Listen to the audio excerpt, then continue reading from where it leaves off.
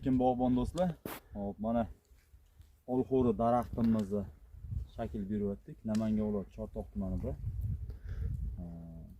Biz hozir buni men hazilona ba'zi bir ayrim kesuvchilarimizni qilig'ini ko'rsatib beraman.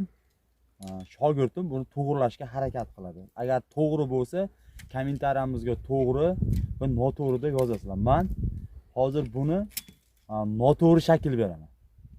Hop, ketdik. Bismillahirrohmanirrohim.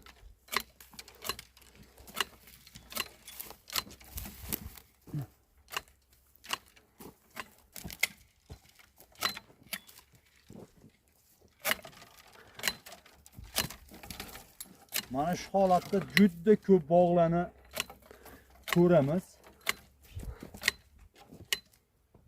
Juda ko'p holatda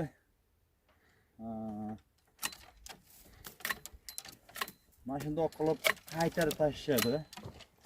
Deylik, bodomda ham uzoqroqdan ko'rsatdim. Kamerachimiz uzoqroqdan ko'rsatamiz. Mana shunday shox-shox bilan tashlanaman.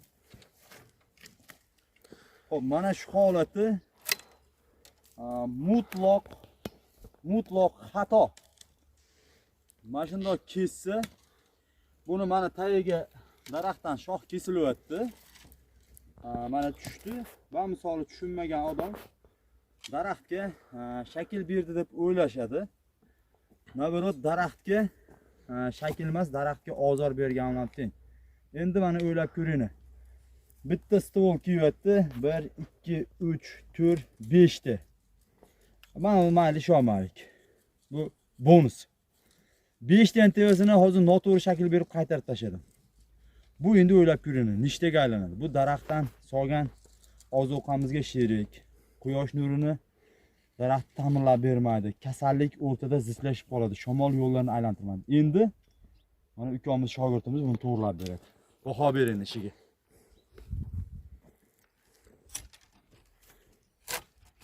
To'xtang. Buni nima uchun kesdingiz hozir? Ha? Buni 3 ta 4 ta ketgani uchun yakkalab qoldi stol. Aha. Hop.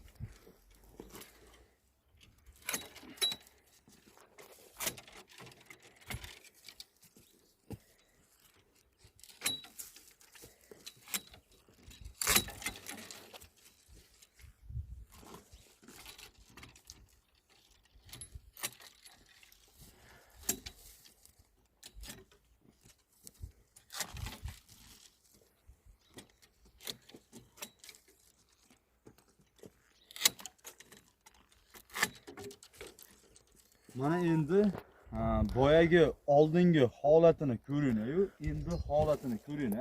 Mana bizni agronom, mutaxassis, olim, har xil kasb, doktor, savdogar, shopir, quruvchilar ko'radi-da. Katta bog'bonlik xo'p, katta bog'larni, yerlarning egasi mutaxassisdan topib kelib qildirib oladi. Lekin o'y sharoitida oldingi xatoyimizni qilsak, deylik, farzandimizni 5-6-sinfgacha o'qib chiqaveradi-da, uni biz qo'lidan yetaklab, yana 3-sinfni xonasiga olib kirib o'qitaveramiz. Va misoli xuddi shunda.